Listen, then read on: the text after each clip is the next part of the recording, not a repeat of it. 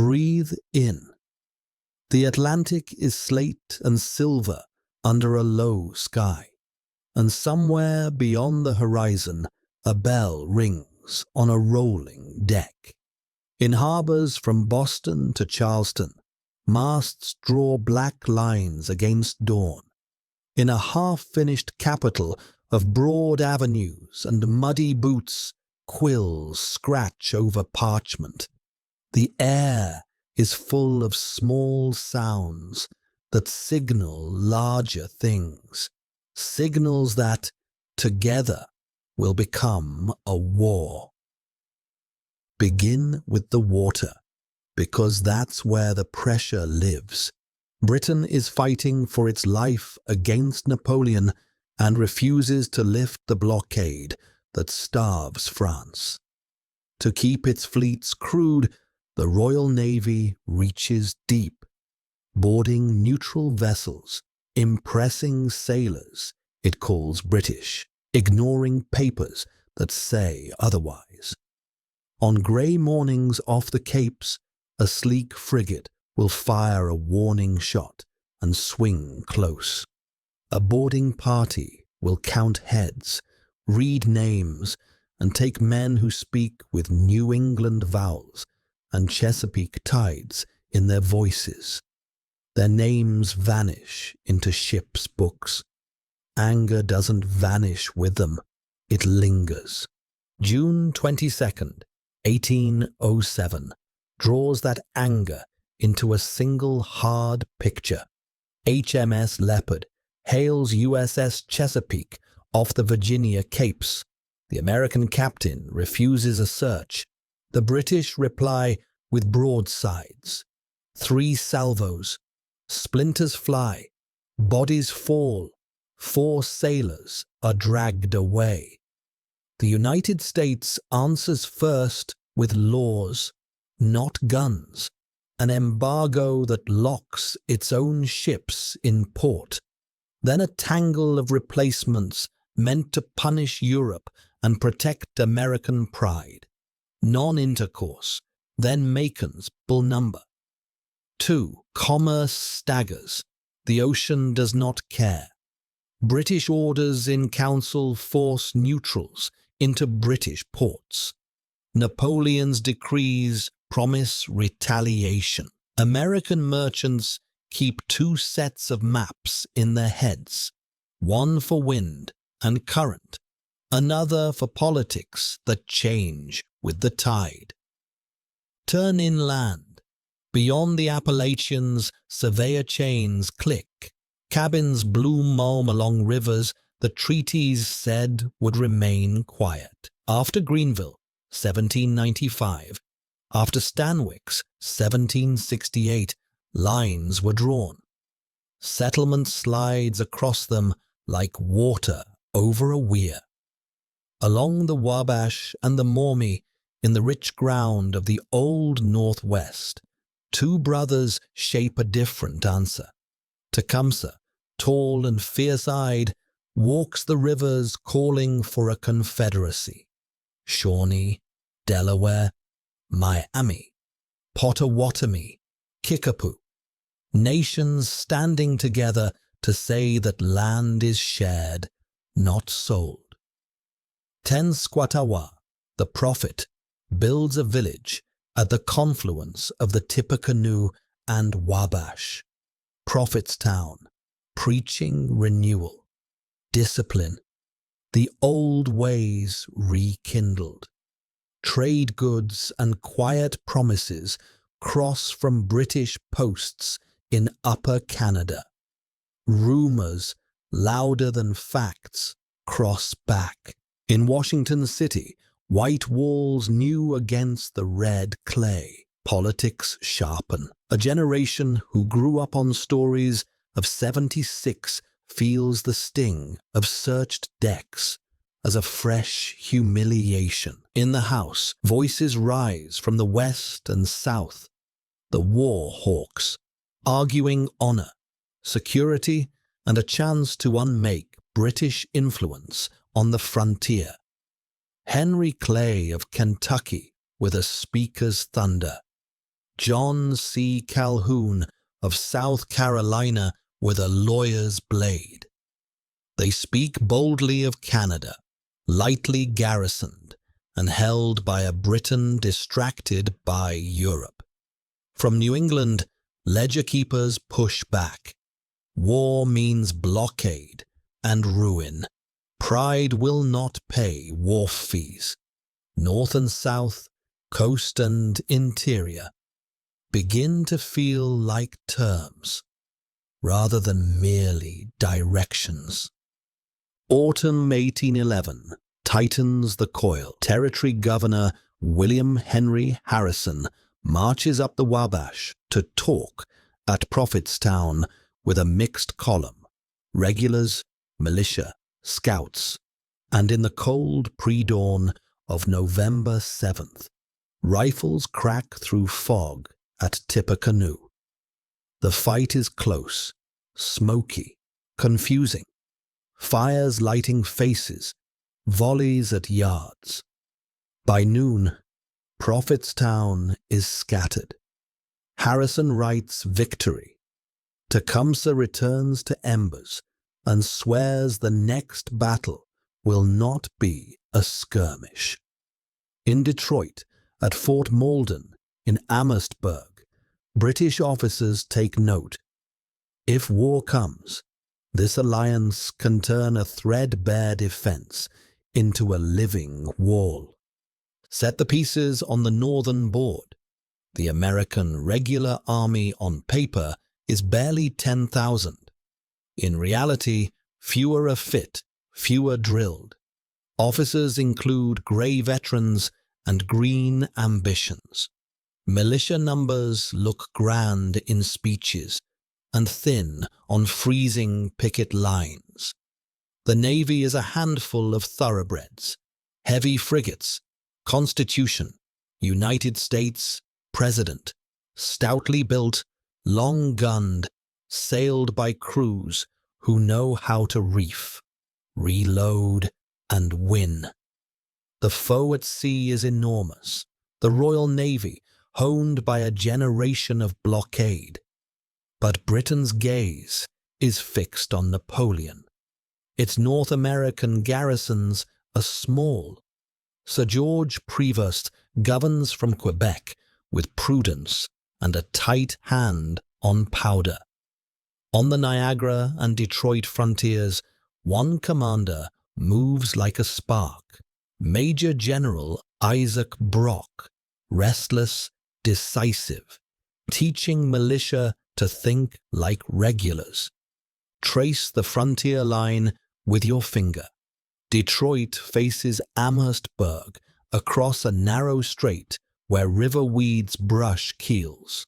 Farther north, an island fort at Mackinac controls the upper lakes like a cork in a bottle.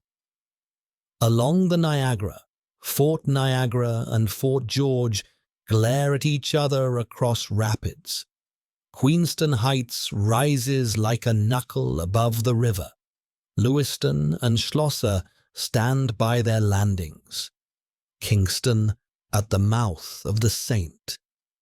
Lawrence is a knot of stone and guns. Opposite, a quiet settlement called Sackett's Harbor will, very soon, become a shipyard where trees turn into warships at astonishing speed. To the east, the Richelieu Corridor points down toward Lake Champlain and the door to Montreal. Every waterway is a road, every road a risk.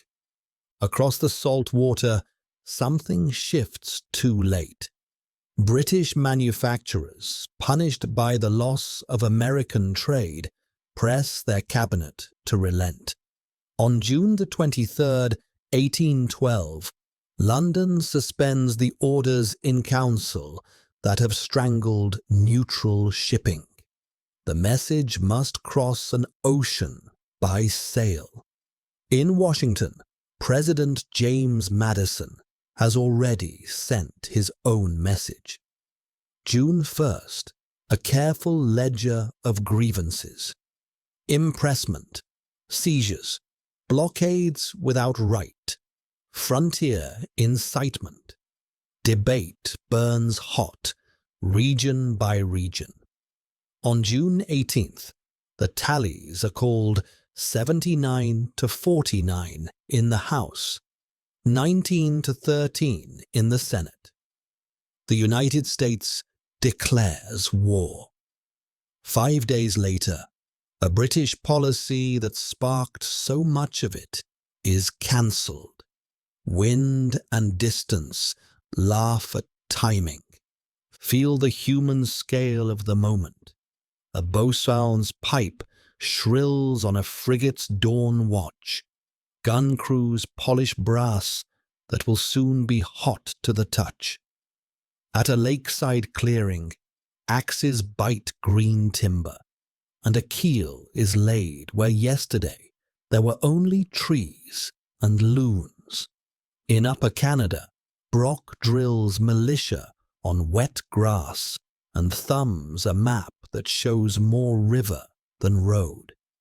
In a maple grove above the Thames, Tecumseh tells a circle of warriors that a single arrow breaks, a bundle does not. In a brick office on a muddy Washington street, a clerk dusts sand over wet signatures, commissions, requisitions, orders for powder, flint, pork, salt, boats, nails. The first moves will be quiet and sharp, oars dipping toward Mackinac before sunrise. An American general misreading a ledger and surrendering a whole town without a shot. A climb up a cliff at Queenston where a name, Brock, will become a legend in both grief and pride. For tonight, just listen to the setup. Charts folded and stacked, lanterns hooded, courier horses breathing in their nosebags. Canvas, cannon, and glory are all still waiting in the dark. When the wind turns, the lakes and the ocean will speak at once, and the year will answer. Night thins over the inland seas, and the first moves come quiet, like oars slipping into black water. Far to the north, at the straits, a British detachment and fur trade voyageurs push through mist toward a hilltop palisade, Fort Mackinac, before sunrise. A single gun, a white flag, a measured demand. The startled American garrison, ignorant that war has been declared, yields without a shot. The upper lakes belong to the Redcoats, and their Anishinaabe and Odawa allies. Before most people along the frontier even know a treaty has torn, ripples spread fast. On the Detroit River, General William Hull steps across into Upper Canada with a paper-thin army of regulars and Ohio militia, promising liberation to neighbors who hear it as invasion. He posts proclamations in Sandwich, then hears drums behind him. British regulars and Canadian militia gather at Fort Malden, and with them Tecumseh's warriors, bows strung, rifles clean, eyes set. Hull hesitates, glances over his shoulder at supply wagons still somewhere on the Wilderness Road, and folds back over the river. Confidence runs down like a watch that needs winding. August opens like a trap.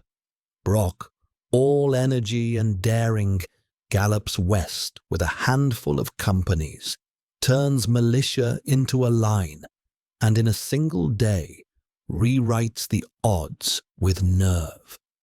He marches straight to Detroit's gate, drapes the woods with Tecumseh's men so their numbers look endless, and rolls a field piece up Madison Avenue within easy view.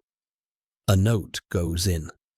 Surrender now, and spare the town from storm.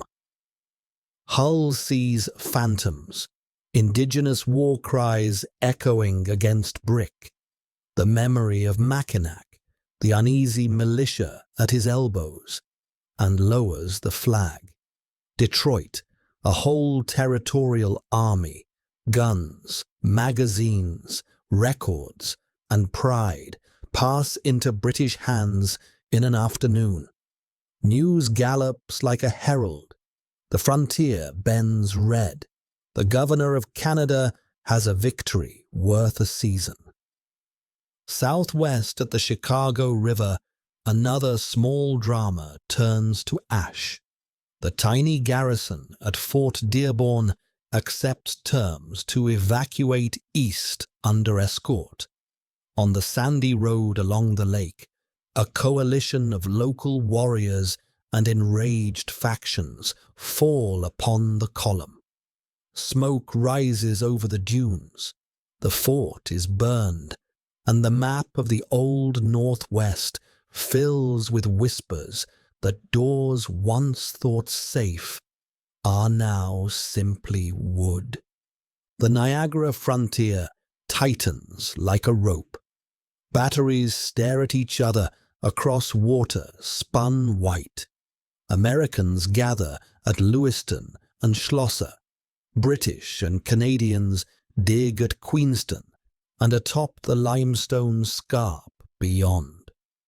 October 13th, before dawn, muffled oars bite the river, and American regulars and volunteers claw onto the stony foot of the heights. Grappling hooks catch, boots find holds.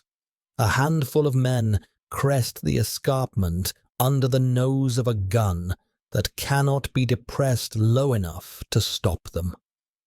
For an hour, astonishment becomes advantage. Then Brock, all impulse and impatience, gallops to the sound of firing, throws himself at the intruders, and falls with a musket ball in his coat. The line sags, then stiffens under his subordinates. Across the river, New York militia refuse to cross. No foreign service. Their officers waving hats and legal opinions that won't carry a single bayonet uphill. On the heights, isolated troops fight hard and look back over a torrent they cannot recross. By dusk, the cliffside victory is a cliffside surrender. The river runs on. Both banks learn the same lesson. Courage without connection is just noise. At sea, the music changes key. A small navy with outsize hulls meets a giant fleet in the only way it can, ship to ship, captain to captain. August 19th, northeast of Boston, heavy timbers and long guns write a scene that will be painted for a century. USS Constitution meets HMS Guerriere in rough seas. American round shot smashes, British spars tumble, and Live Oak seems to shrug off iron. The nickname Old Ironsides takes root with every cheer that carries across grey swells. October, a brace of victories. USS Wasp batters HMS Frolic in a rainstorm. Then both are snapped up by a British 74 like minnows by a pike. USS United States under Stephen Decatur methodically pounds HMS Macedonian into submission and sails the prize into a delirious New York. In December, Constitution again, this time against HMS Java, fights closes, and maims her opponent beyond towing. Each combat is small in global arithmetic. Each one is thunder to a young republic, measuring itself by headlines and harbor crowds. Privateers, too, slip from Salem, Baltimore, New York, sleek schooners with brave crews, harrying British commerce, sending insurance rates upward and reminders outward that a nation can be stubborn even when small. On the lakes, shipyards sprout like mushrooms after rain. At Sackett's Harbour, on Lake Ontario, hammers ring day and night. Trees fall in the morning and become frames by afternoon. Commodore Isaac Chauncey arrives with a yard's eye and gathers shipwrights the way a general gathers regiments. Across at Kingston, British builders answer in kind. The inland arms race has begun. Ropes spliced out of farm hemp, anchors cast in cold iron, cannon dragged over winter roads, entire warships birthed out of forests and urgency. Before ice forms, Chauncey chases HMS Royal George into Kingston Harbour, trading round shot with shore batteries and learning the feel of this private sea war, windward, shoal, and the exact depth of courage that keeps a ship in just a moment longer. On the far frontier, the surrender at Detroit does not end the Western struggle. It hardens it. Tecumseh's Confederacy is stronger than rumor now. Real, disciplined, more than a war party and less than an army. Which is exactly what this ground demands. American leadership changes hands. William Henry Harrison is back, not as territorial governor, but as general, raising the Army of the Northwest.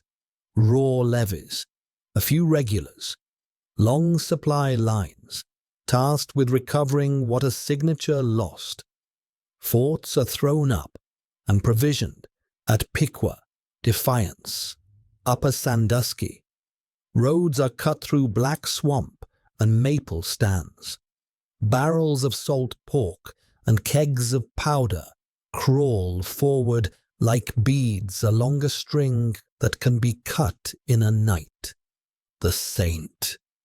Lawrence Corridor watches and waits.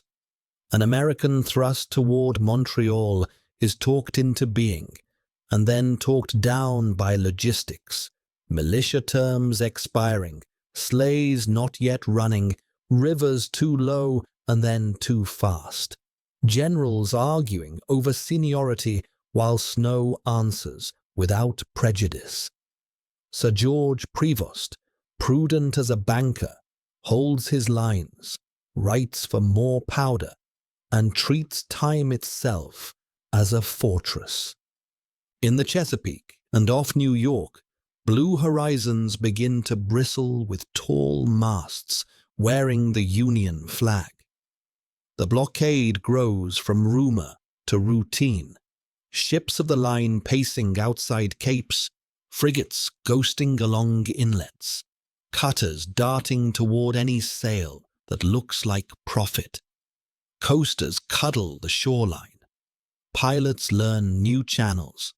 Warehouses in New England count the cost on cold fingers and curse a war declared by distant votes. In taverns from Boston to New Haven, toasts tilt toward peace. In Kentucky and Tennessee, toasts tilt toward honor.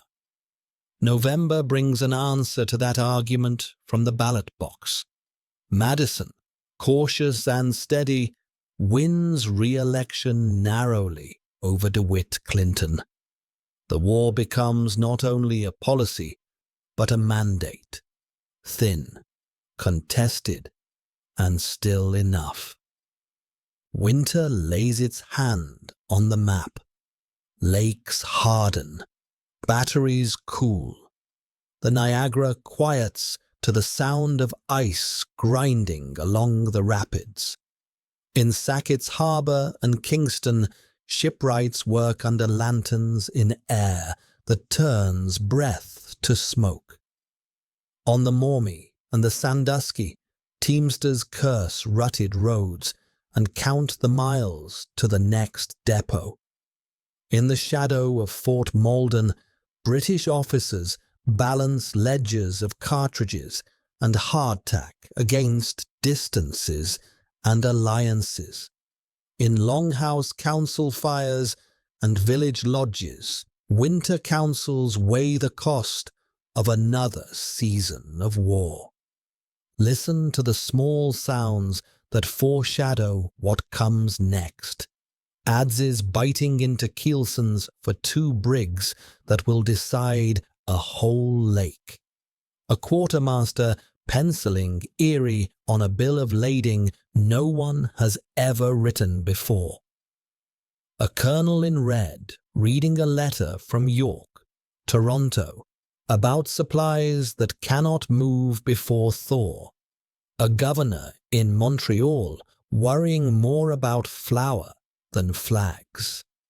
The first year has taught both sides how quickly spectacle can turn to smoke, how much courage costs when roads fail, how a single captain on a single riverbank can tilt a whole theatre with a good bluff and a straight back. When the ice breaks, the war will change shape. Fleets built in the months of silence will slide into blue water, on Ontario as equals, on Erie as contestants. A young shipmaster named Oliver Hazard Perry will be handed green crews in a harbour choked with timbers and turn them into a sentence. History will repeat. Armies will move again. A capital on a cold lake will be surprised by dawn sails. A fort on the Niagara will trade flags under a bombardment that shakes glass a day's march away. Tecumseh will stride across a low river in autumn with resolve that tightens hearts on both sides. For now, let the snow soften everything. The next chapter starts with thaw, canvas half frozen in the rigging, and the first gulls wheeling over new-built decks. Thaw comes with the sound of adzes, gulls, and ropes creaking over new paint. On Lake Ontario, the shipyards wake first. At Sackett's Harbour, Chauncey's carpenters turn forest into frigates. At Kingston, Sir James Yeo arrives to answer in kind. The inland sea becomes a chessboard of spars and soundings, short sorties, sudden chases, both admirals nursing half-built hulls, and crews learning to fight in waters where shoals sit just under the blue. Neither side risks a crippling blow. Both raid where the other is thin. Dawn sails slide out of the fog on April 27th. American troops cross to a low shoreline dotted with stumps and new streets. York, capital of Upper Canada. Guns trade thunder. A ship under construction burns. Public buildings catch and go up with them. The Americans lift off by afternoon, leaving smoke and a bitterness that will grow teeth before winter. A month later, the blow falls harder at the river's mouth.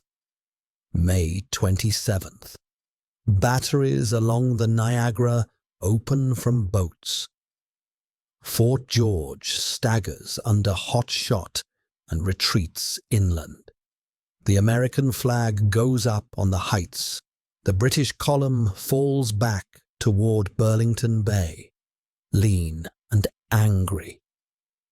The recoil comes at night, June 6th, Stony Creek, a cold, quiet strike through tents and watchfires. The British bayonet. The map back into shape.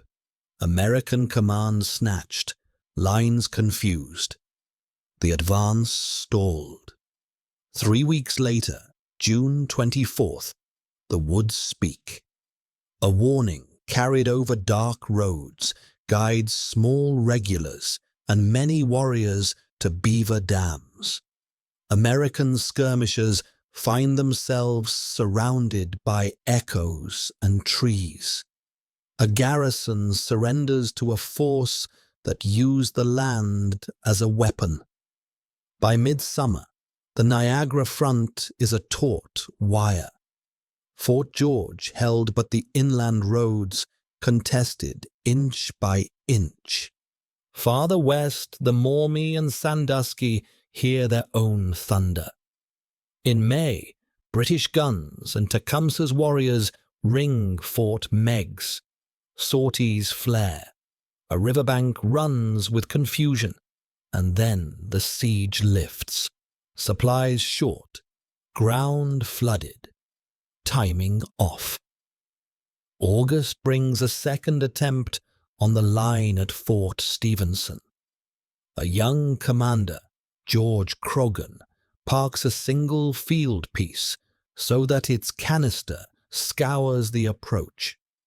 A compact assault breaks apart on a small fort that refuses to waste powder. These checks do not end the contest. They keep the line breathing until the lake decides. That lake is Erie, and Erie is a shipyard in a hurry. Through spring and summer at Presque Isle, men sleep on deck planks still warm from the sun. Timber becomes 2 brigs and a squadron under a 28-year-old captain with a sharp eye and a gift for order, Oliver Hazard Perry. He drills green crews hard and flat, shifts long guns to make up for weight, and watches sandbars like enemies. In early September, the British squadron under Robert Barclay, short of provisions, compelled by necessity, puts out from Amherstburg. Perry slides from the harbour, threads the bar, and draws up his line under a flag stitched with a dying friend's words. September the 10th, 1813. The lake is a sheet of hammered steel. Lawrence takes the brunt, yardarm to yardarm, until her guns fall silent and decks are a maze of wreck and rope. Perry lowers his battle flag, steps into a boat, and rows to Niagara through a hail of shot that cannot quite find him. He breaks the line under full sail, rakes the British ships fore and aft, and in minutes the geometry changes. When it ends, the enemy squadron strikes colors, and a brief sentence crosses American dispatches like a lantern. We have met the enemy, and they are ours. The words are spare. The effect is vast. The water road to Detroit belongs to the United States. Harrison moves the moment the lake tells him he can. Detroit is reoccupied without a fight. The Army of the Northwest rides east along the Thames in Upper Canada, pressing a British column that cannot outpace empty magazines. October the 5th, 1813. The battle opens and closes fast, on ground broken by river bends and swamp. British regulars give way first. The Confederacy holds longest. In the rush and smoke, Tecumseh falls. What he built does not disappear at a stroke, but its center is gone. The alliance frays into local fights and winter councils. For the first time since June of the previous year, the Western theater tilts decisively and stays there. Back east, the St. Lawrence corridor tries to move and learns again how stubborn distance is. An American army under Wade Hampton comes down the Chateauguay River, meets a slim Canadian Mohawk screen under the Salaberry, and finds its columns tangled in abatis and echoing shouts. The attack ebbs, then dies. Farther downriver, Jacob Brown's and James Wilkinson's push toward Montreal dissolves in argument and scale. November 11th, at Chrysler's Farm, a smaller British-Canadian force steadies under fire, trades well-aimed volleys, and sends a larger American army back up the bank in pieces. The river keeps its secret for another year. Lake Ontario closes the season with a flurry. In late May, while the Niagara is ablaze, Yeo strikes at Sackett's Harbour itself. Militia break, regulars stiffen. The Navy Yard is nearly lost before desperate defenders pull it back at the edge of chaos. Through summer and into fall, the two fleets circle, spar, and count hulls on the stocks. Neither admiral offers the decisive risk. Raids replace battles. Shore parties spike guns, burn storehouses, and vanish seaward before cavalry can appear at the dunes. The Chesapeake feels a different war, low, persistent, and unnerving. In 1813, the blockade hardens to fact. British tenders nose up creeks, seize coasters, and skirmish with watermen who know every shoal by touch. Norfolk's outer defences hold at Craney Island in June. Elsewhere, villages learn to douse hearths at the first look of sails. Tangier Island becomes a British base. Promises of freedom for enslaved labourers begin to move people as surely as muskets do. The coast leans into endurance. Then winter scrapes its verdict across the Niagara. In December, after months of skirmishes and retreats, an American commander burns the small town of Newark, Niagara-on-the-Lake, to deny British winter quarters. Civilians stumble into snow and wind. Retaliation is swift and cold. British and Allied warriors cross back, take Fort Niagara before dawn, and roll south along the river. Black Rock and Buffalo burn under an iron-grey sky. The frontier spends the last days of the year counting chimneys and gathering anyone left into barns that still have roofs. Pause over the map. The West has flipped. Lake Erie is American. Detroit holds. The Thames campaign has closed a long wound. Ontario is an arms race still in motion. Neither side has dared its whole fortune there. The Saint. Lawrence stands, guarded by small, disciplined forces that know the ground better than any paper plan.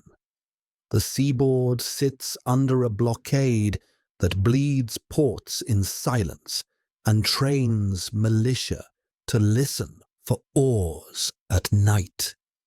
And in cabins from Vermont to the Tennessee, in longhouses on the Grand and the Thames, in garrisons along the Richelieu, winter work begins again, fixing wheels, patching sails, writing lists for iron, salt, and powder.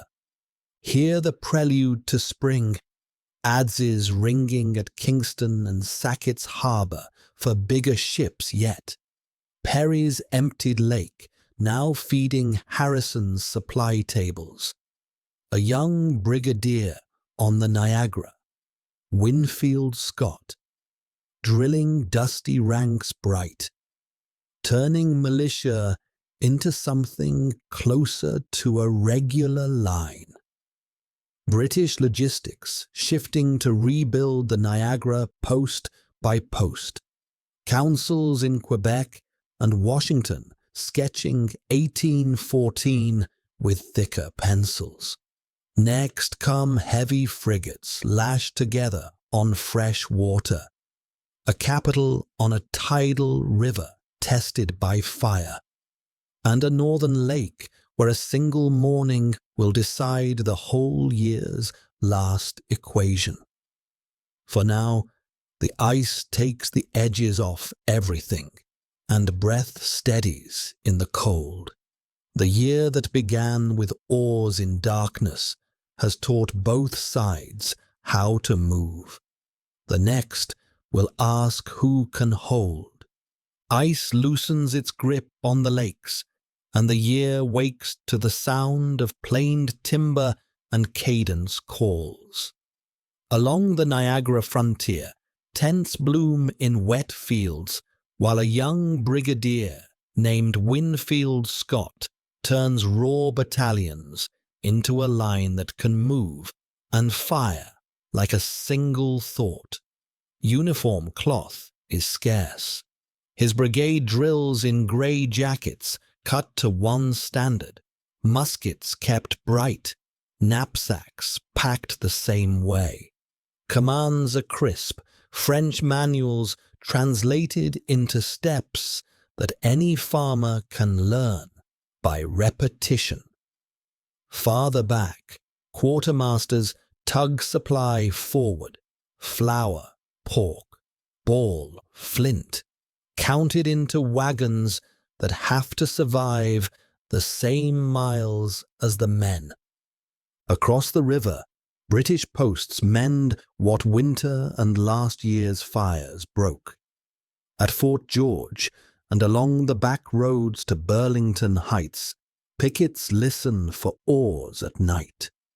Since York burned, Upper Canada keeps one eye on the shoreline and another on the inland roads. The loss of Detroit still stings, but the winter's retaliation at Fort Niagara and Buffalo has evened ledgers in hard coin. Reinforcements from Europe begin to trickle across the Atlantic now that Napoleon has fallen. Companies with fresh kit, officers with new orders. The first stroke is clean and quick. July 3rd, 1814. American boats push across the Niagara and take Fort Erie before breakfast. Guns spiked, garrison paroled, a foothold established.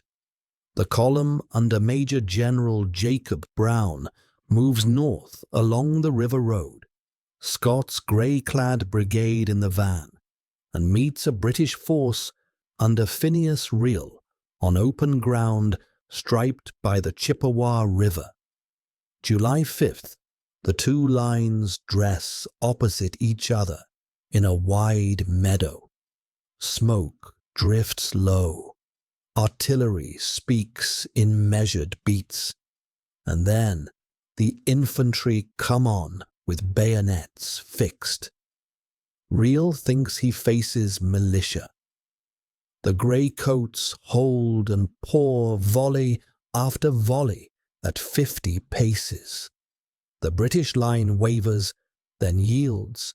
For the first time in the war, a trained American line wins a stand-up, open-field fight against British regulars. The road to Queenston seems open. Supply and sea decide otherwise. On Lake Ontario, Sir James Yeo raids at Oswego in May, seizing naval stores the Americans badly need. He then watches Kingston's yards raise a floating citadel, plank by plank. Commodore Isaac Chauncey at Sackett's Harbour answers with his own launches and brigs, but will not hazard them without advantage. The lake becomes a chessboard of watchful hulls, with Yeo free to appear off the Niagara mouth at a day's notice. Brown's wagons cannot move safely along the lake shore, and his column must live off the thin, contested road that rides the riverbank hedges. Every biscuit becomes a plan. July 25th, at day's end, the plans meet twilight on a low ridge near a cataract's mist, Lundy's Lane. The British, now under Gordon Drummond, anchor guns atop a rise overlooking the road. The Americans, coming up from Queenston, see the muzzles flare against the dim. The battle begins in half-light and continues into darkness. Batteries taken and retaken, flags briefly traded, regiments fighting by the sound of each other's voices. Scott is wounded, Brown too. Drummond is hit. Reinforcements drip into both lines by companies, not brigades. When midnight comes, neither army has the strength to throw the other off the hill. At dawn, the Americans choose to fall back to Fort Erie to dress their wounds and draw supply. The British claim the field, but not the decision. It is the kind of fight that leaves maps unchanged and memoirs heavy. The siege at Fort Erie that follows is a long breath held.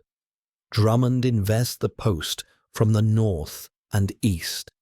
American engineers deepen ditches and lay a web of abattis.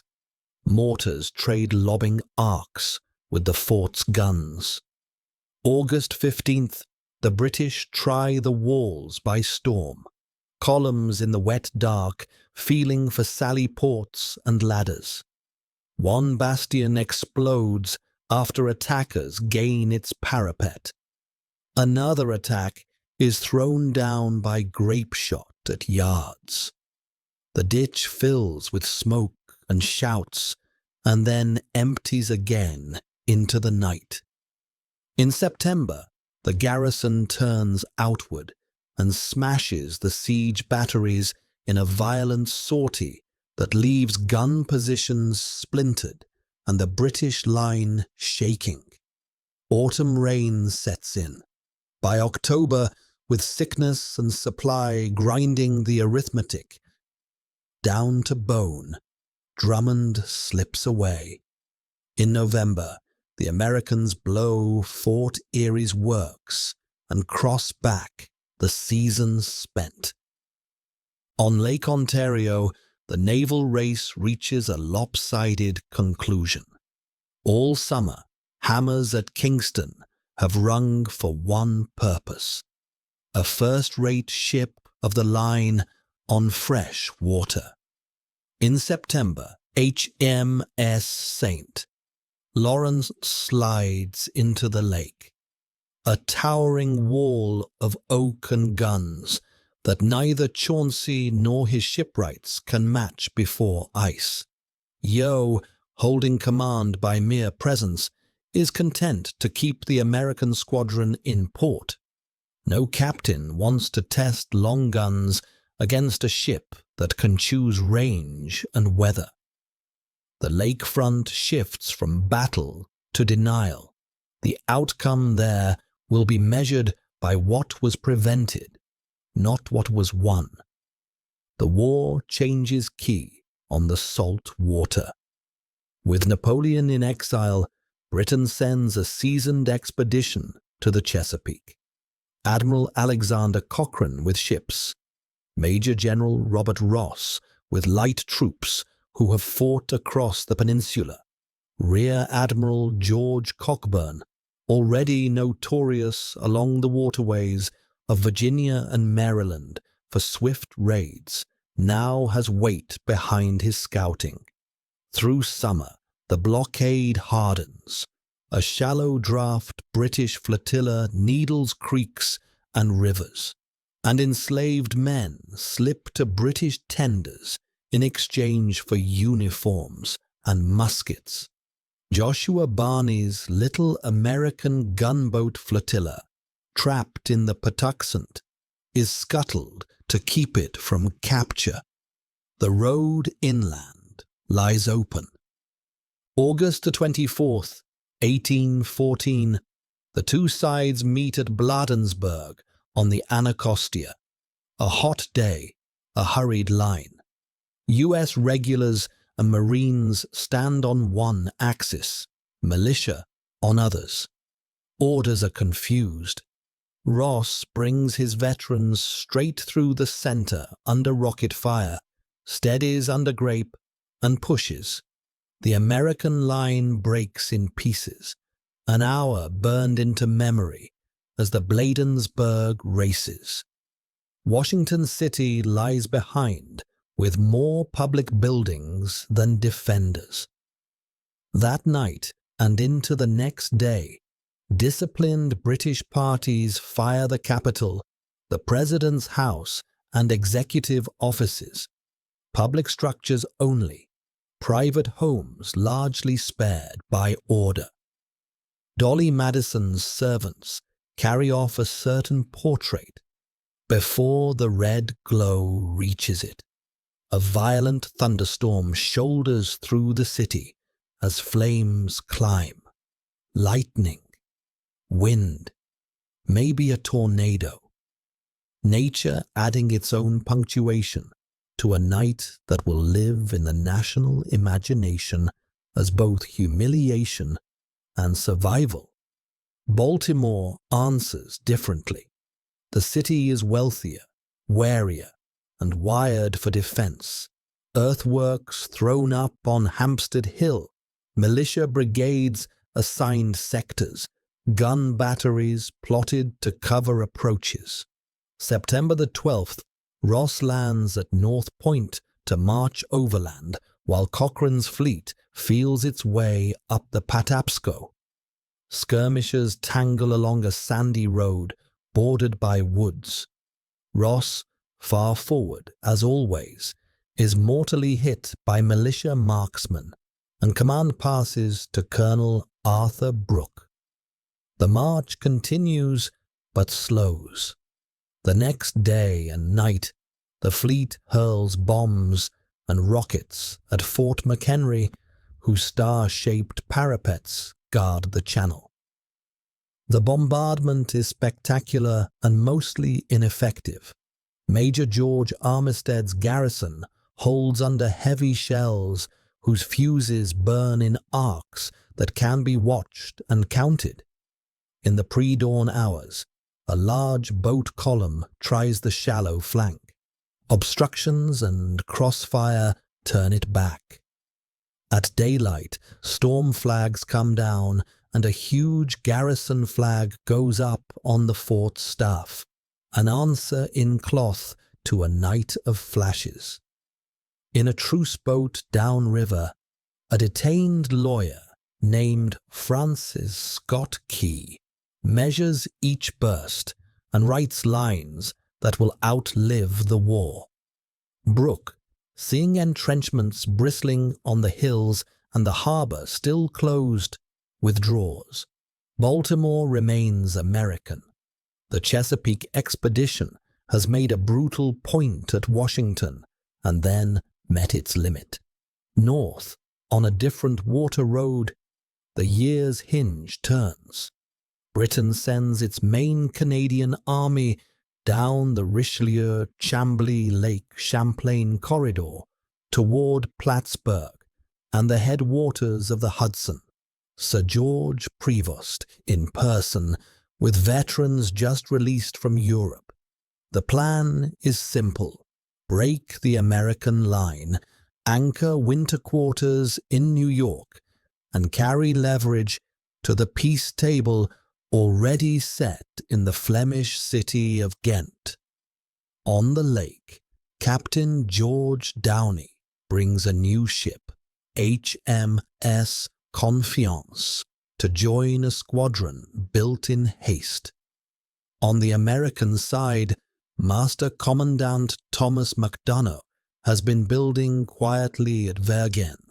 Block and tackle brigs and sloops dragged downriver, anchors and kedges set with care, springs on cables rigged so that ships can be swung to bring fresh broadsides to bear.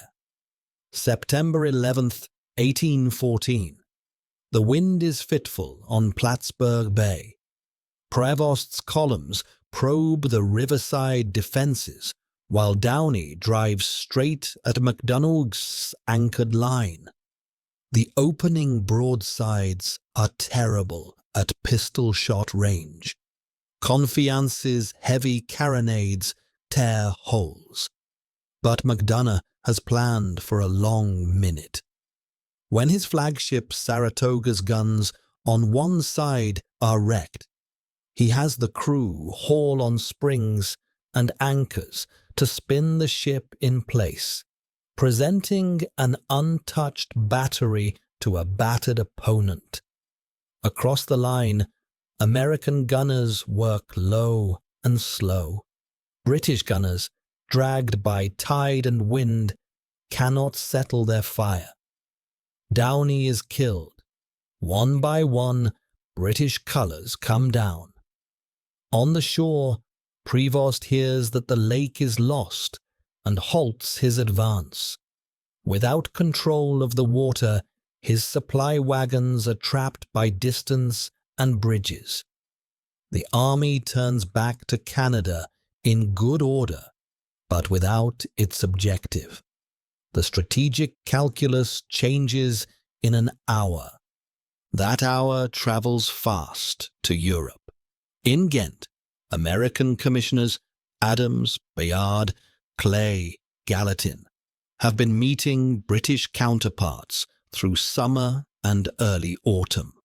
London's first proposals had leaned on American setbacks, a neutral indigenous buffer state in the Old Northwest, new boundaries drawn on the lakes, control of rivers to the sea.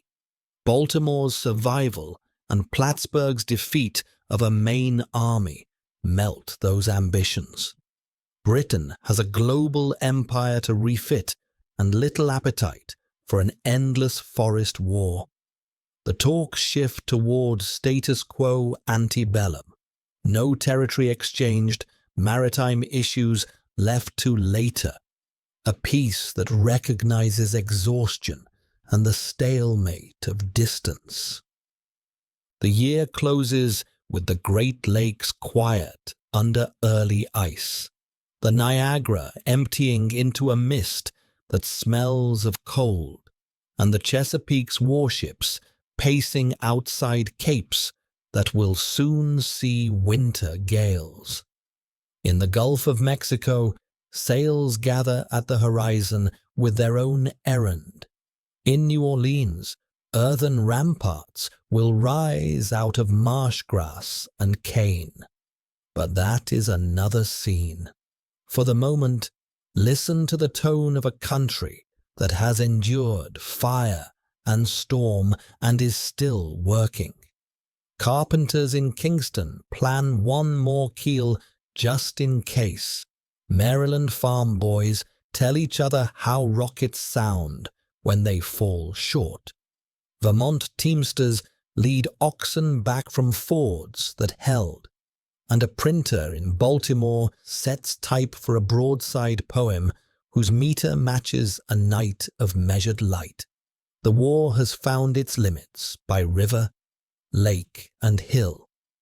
The last movement will play out where tide meets river mud, and cotton bales become walls. The Gulf wakes under a lid of low cloud and the slow hiss of marsh grass.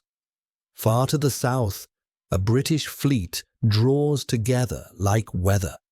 Transports, bomb vessels, tenders, sails patched and purposeful after the Chesapeake lessons.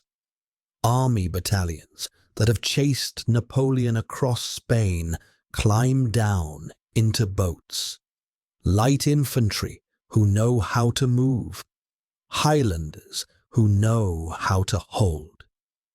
Sir Edward Pakenham, quick-eyed, disciplined, Wellington's brother-in-law, takes command ashore. Admiral Cochrane covers the water. Their brief is blunt. Seize a deep-water port at the mouth of the Mississippi. Crack the door to the continent and carry leverage to a peace table already set in Europe. Before the fleet can reach Louisiana, one more hinge turns on the southern rim.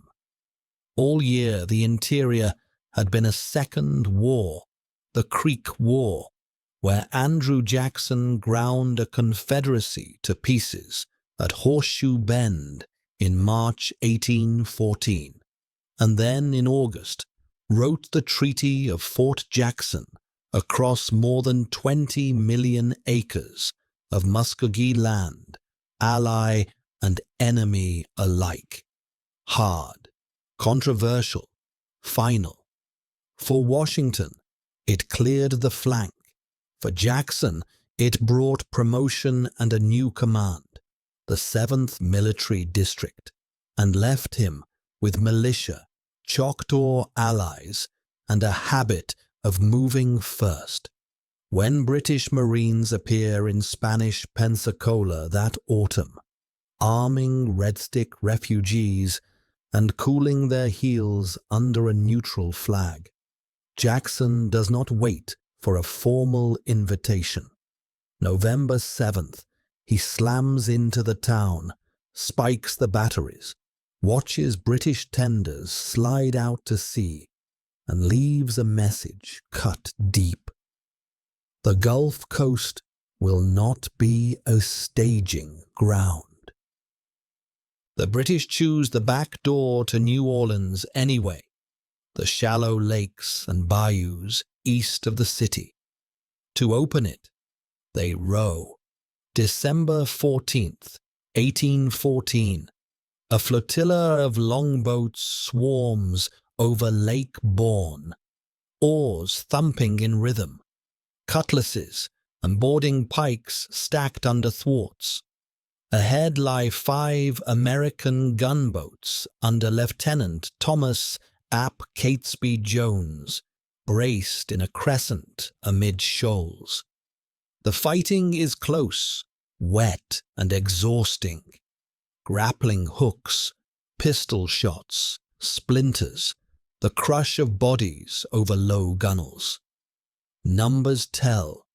One by one, the gunboats strike. The lake is British. The water road to Bayou Bienvenue lies open. Jackson reads the water like a letter. He slides scouts into the reeds, leans on Lafitte's Baratarians for pilots and gun crews, and throws up earth where a drainage ditch cuts across the Chalmette plantations, the Rodriguez Canal, mud and logs, a face of dirt bristling with gun ports, anchored on the river and on cypress swamp. Behind it, he organizes a mosaic army, U.S. regulars, 7th and 44th Infantry in the center, Tennessee riflemen, and Kentucky militia fresh and half-armed. Free men of colour formed into battalions with crisp drill. Choctaw skirmishers probing the edges. Barataria gunners under Dominique U. and Beluche handling heavy pieces with a privateer's calm. General John Coffee holds the left among the trees.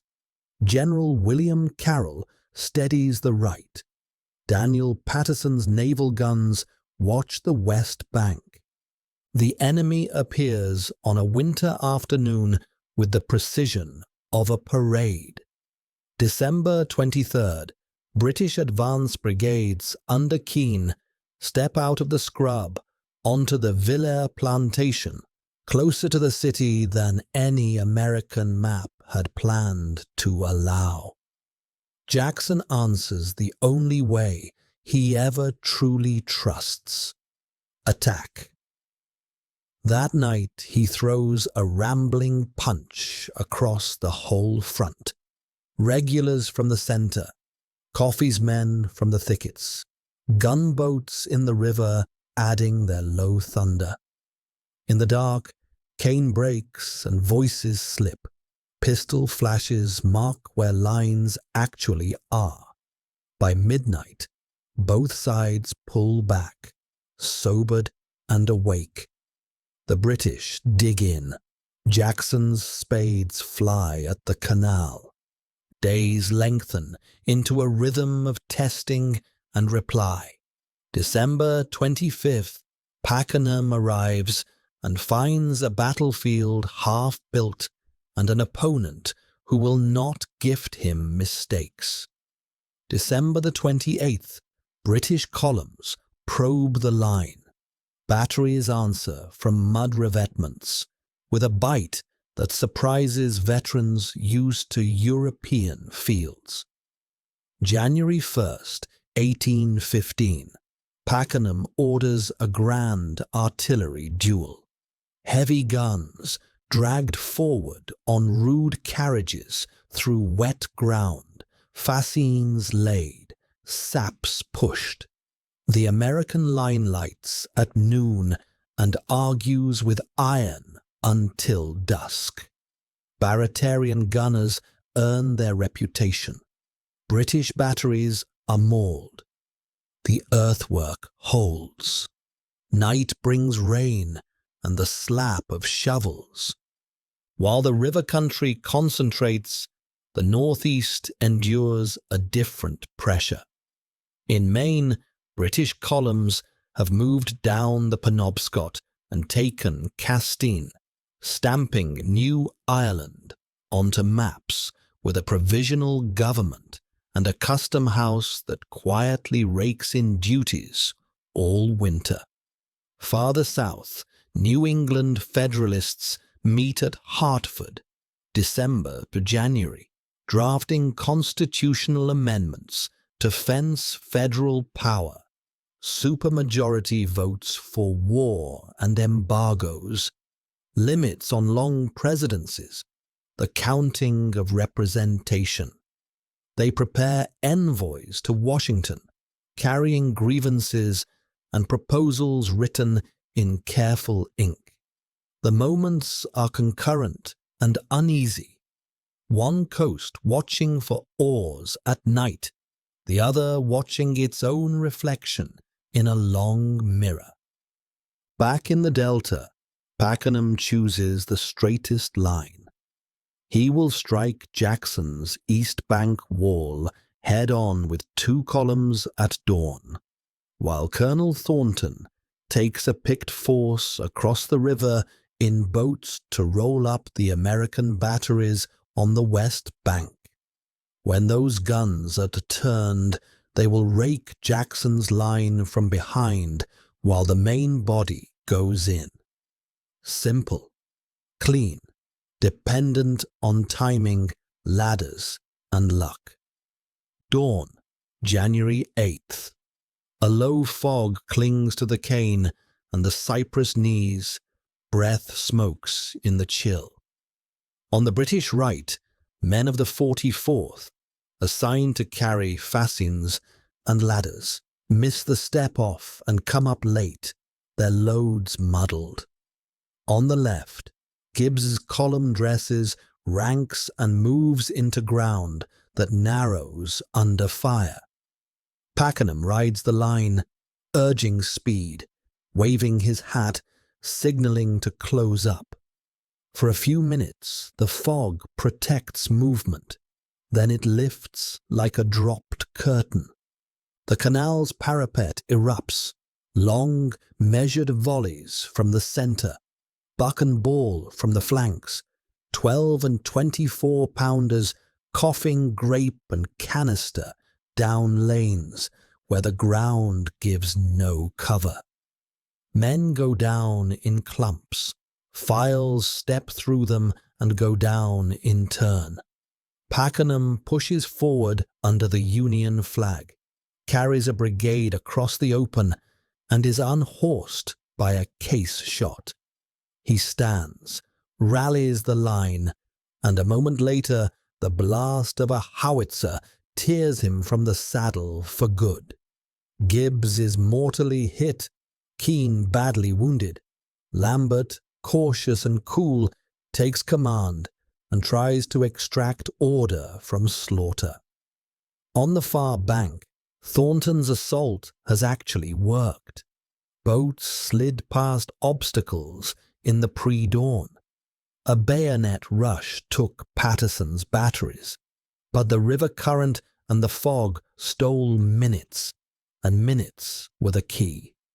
With the East Bank attack broken and senior officers down, Lambert pulls Thornton back, trading a foothold for an army that can still march.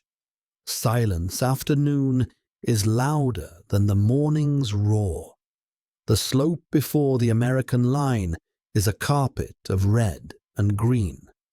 Surgeons work until their hands cramp. Jackson rides the line once, nodding as if to a plan completed, says little, and lets the men eat.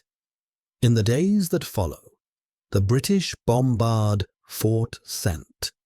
Philip downriver from January 9th to 18th, with bomb vessels at long range, shells climbing and falling in long parabolas. The fort's sand and brick soak the blows. The channel stays shut. Cochrane and Lambert hold a council, count shot, tally rations, and decide the arithmetic doesn't work. By the end of the month, the fleet is slipping back through bayous. It entered with such certainty 6 weeks before, towing empty longboats where trophies were meant to be. While cannon smoke still drifts over the Cane, parchment catches up with reality. In Ghent, on Christmas Eve, 1814, commissioners signed a treaty that did not settle a single maritime principle they argued over, and did not move a single boundary stone either. It restored what had existed before the war and left the future to the future. But by the time the words ride winter winds across the Atlantic, New Orleans has been fought and the story has outpaced the law. In Washington, dispatch riders pass couriers on the road, the tale of victory rushing east while the text of peace hurries west. The effect is alchemy. Hartford's envoys arrive to find bells ringing for Jackson. Their sober proposals, crafted in a winter of blockade and doubt, are drowned out by newsprint exulting a mud wall and an army of composites. In New England, embarrassment cools hot ideas. In the South and West, a general's name becomes a talisman. In British messes from Jamaica to Halifax, officers who had expected an easy river town shake their heads over a ledger they could not balance. Mud, ditches, timing, and a wall that would not fall for any price. Elsewhere, the lights go out quietly.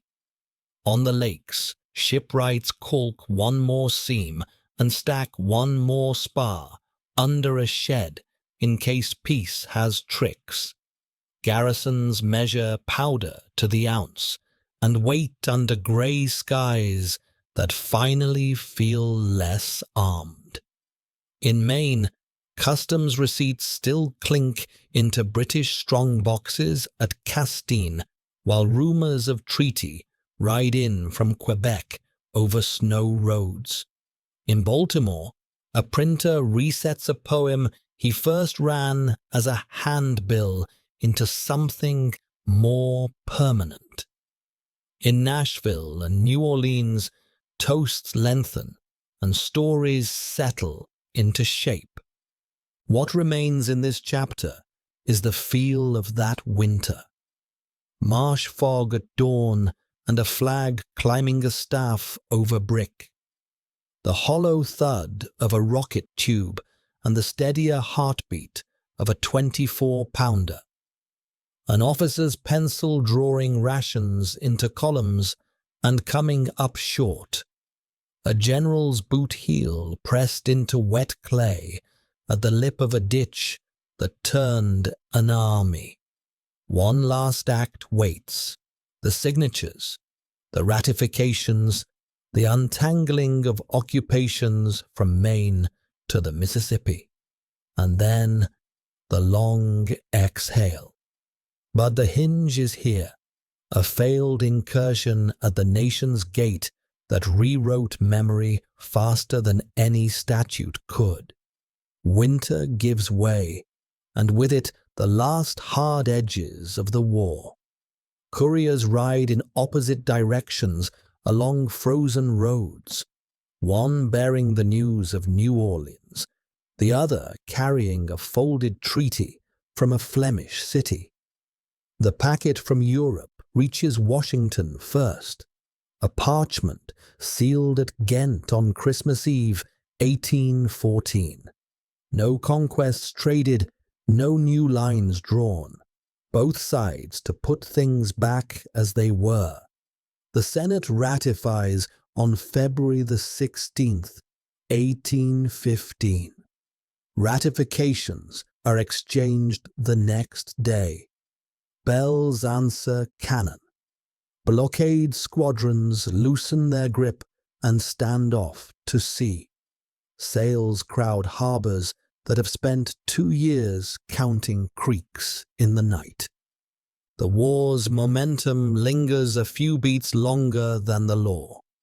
On the Gulf Coast, British veterans, still closing their ledgers after New Orleans, take Fort Bowyer at Mobile on February 12th. Then learn 4 days later the fight is over and withdraw. In Maine, British customs men at Castine keep raking duties into strong boxes marked New Ireland until tidings of peace cross the snow roads. Then they go as quietly as they came. Everywhere, garrisons inventory shot and salt beef, stack muskets, and read orders twice to make sure they are real. Read the treaty closely, and you find its careful modesty. It restores captured places.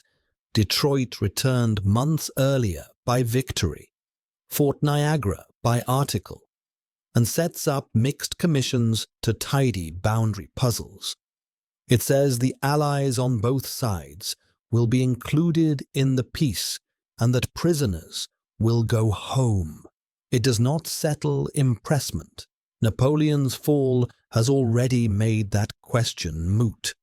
It does not redraw the continent. It simply stops the bleeding, and in stopping it, forces bigger changes to happen in quieter ways. Those changes arrive almost at once. The White House, charred shell along Pennsylvania Avenue, is lime-washed to a clean, almost defiant brightness. The capital's wings begin to rise again from blackened stone. New England's Hartford Convention delegates come to a capital ringing with news from the Mississippi and find their careful resolutions turning to ash in the air. The Federalist Party, brilliant in ledgers and brittle in optics, begins its long ebb.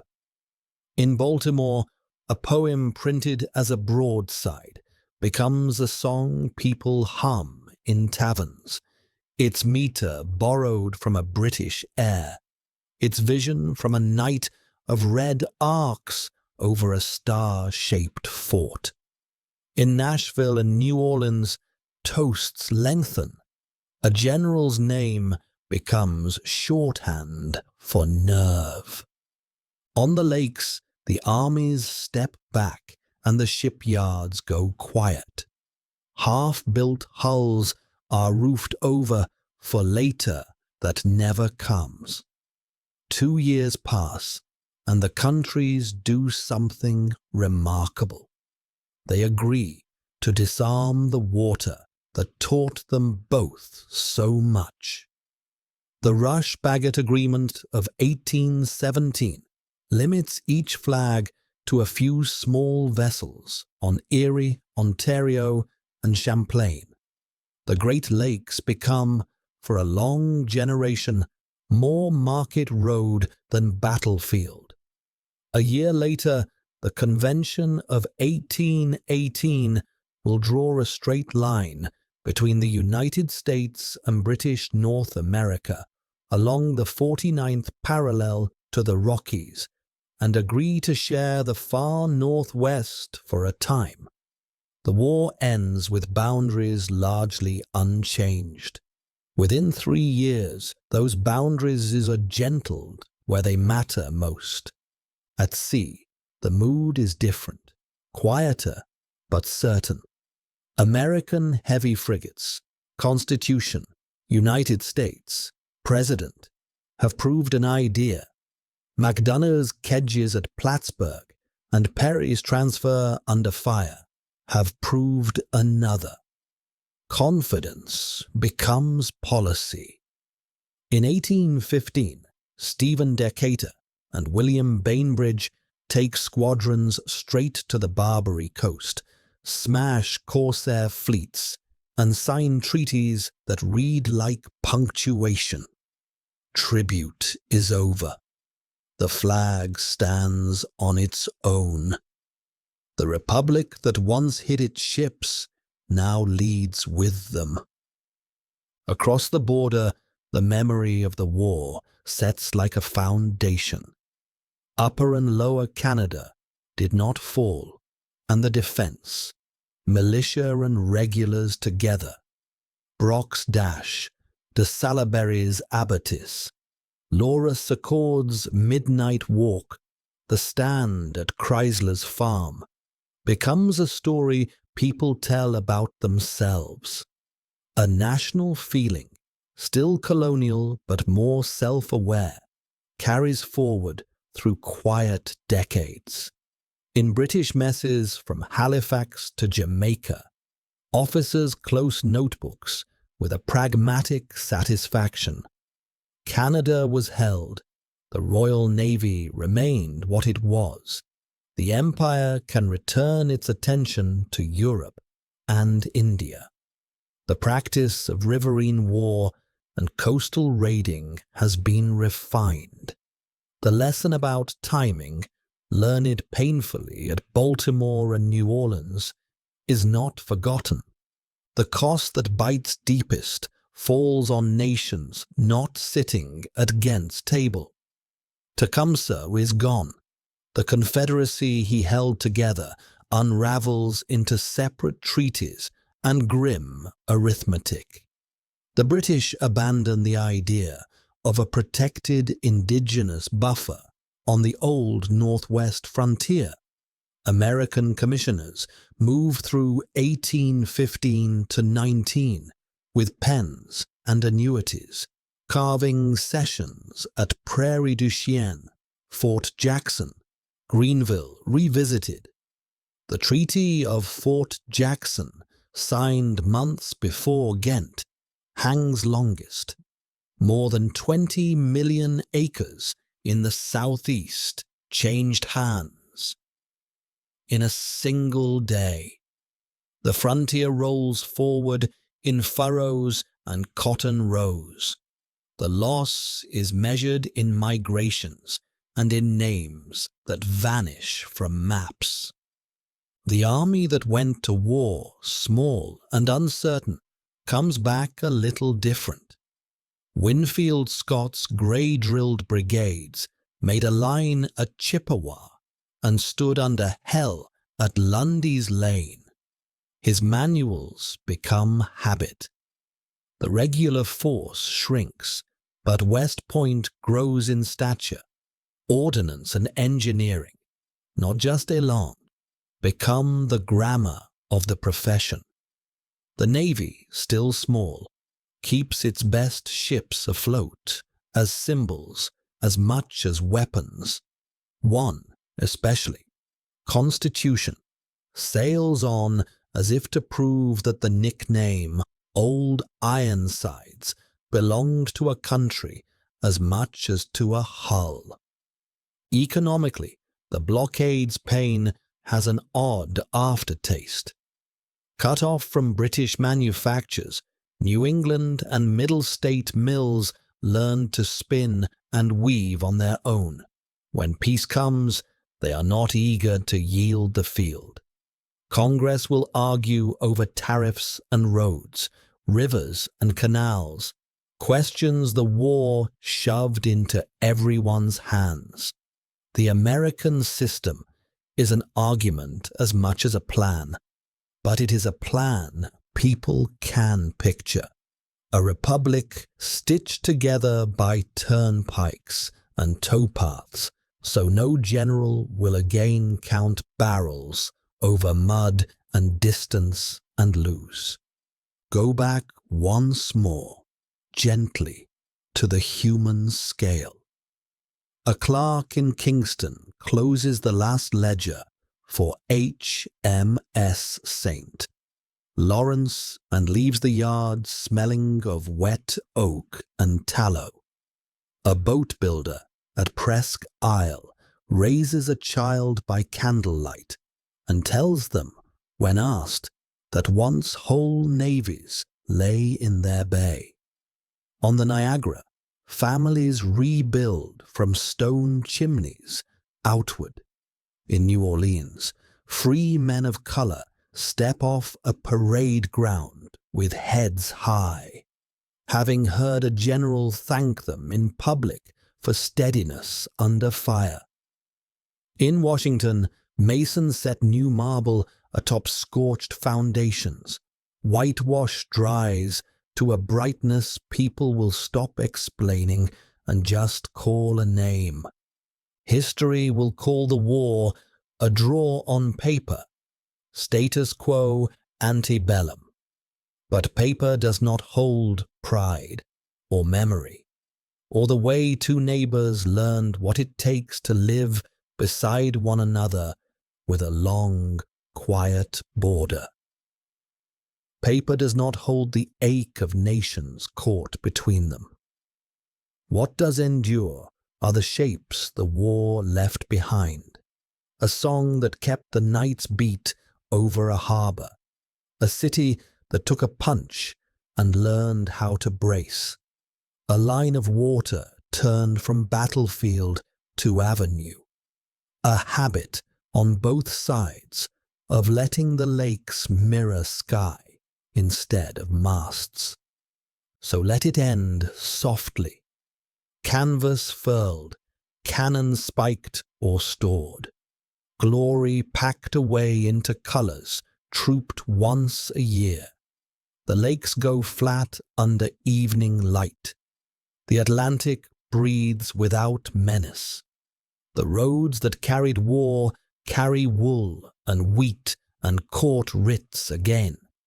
In the quiet, you can still find fragments, grape buried in orchard soil, a brass button in sand, a rotted stake where a battery once stood.